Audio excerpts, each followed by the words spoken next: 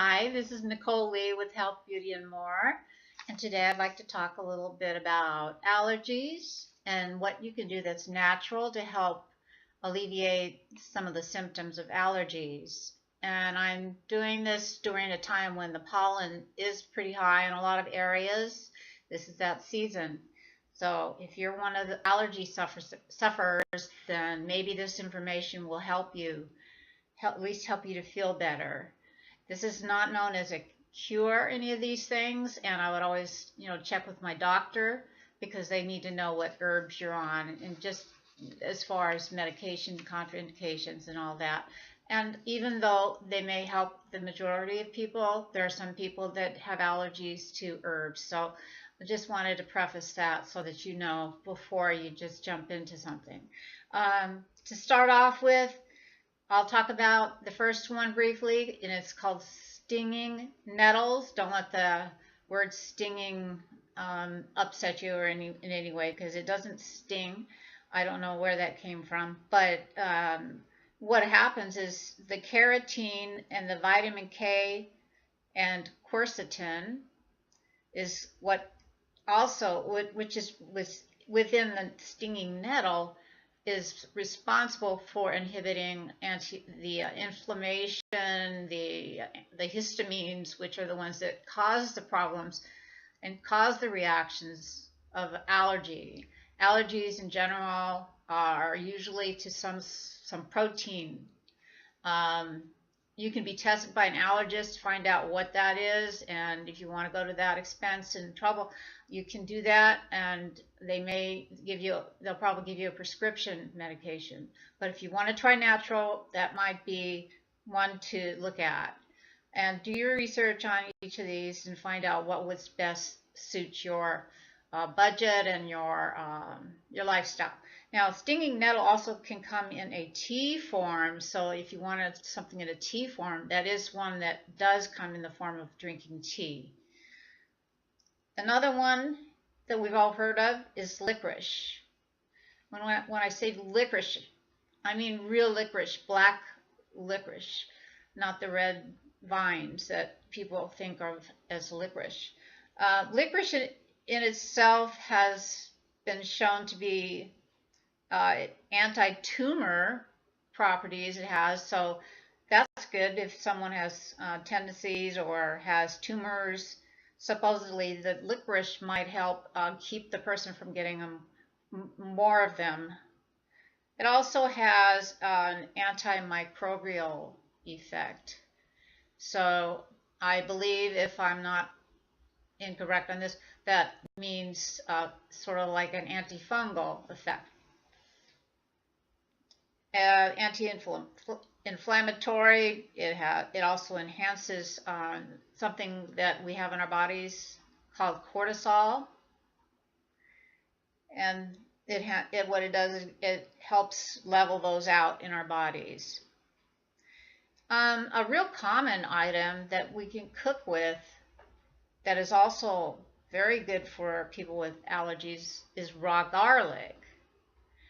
And that is known to have an agent called quercetin with a Q, Quercitin. Now, check with your doctor on quercetin if you're concerned about it being a contraindication with certain medications, because it has shown that it can do that. But as far as garlic raw, it also has anti-inflammatory effects, and that's part of what happens when the allergic reaction occurs. We get inflammation because the histamines produce the inflammation, and we can end up with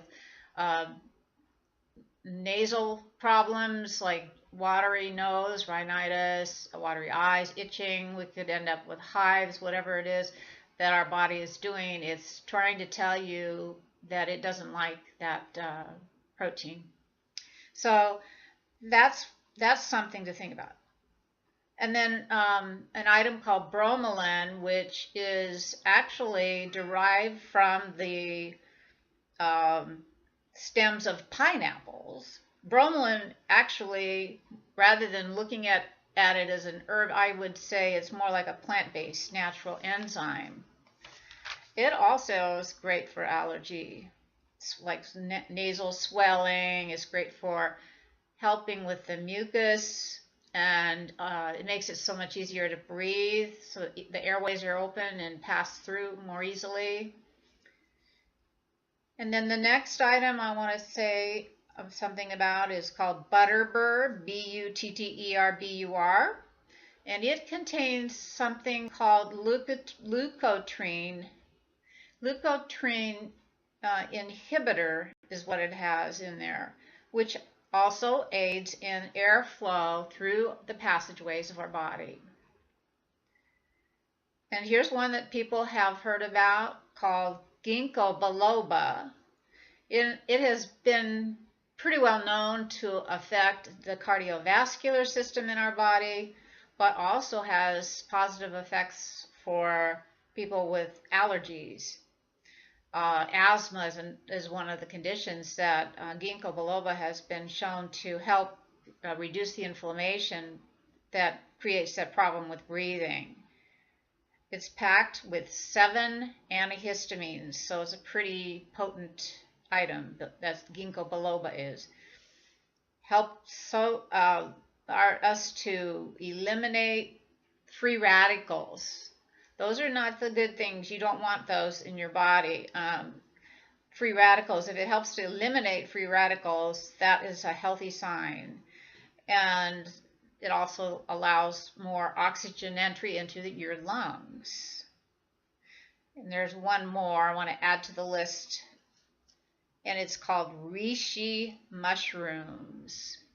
Reishi, spelled R-E-I-S-H-I, it supposedly has a lot of health benefits, and it's been used for thousands of years. It's an ancient mushroom that's been used by the Japanese and Chinese cultures, and they still use them today. What they contain is something called lannostem compounds, and that has a natural antihistamine and supposed to inhibit histamine release in your body. So these are just a few things to think about. I like the tea, the idea of drinking the tea, like the stinging nettle, and you can look up whatever you like. If you like licorice, you might want to look at that. If you're a garlic person, you might want to look at that. If you prefer going with bromelain, which is part of the plant called pineapple, the fruit, you can look at that. And these other ones that I mentioned, some of them are great with using in your cooking, like the reishi mushroom. So take a look at all that and see what you think. And I hope this helps your allergies and that you pass this information on, and subscribe and comment. Thank you so much for joining me, and have a great day. This is Nicole Lee with Health, Beauty,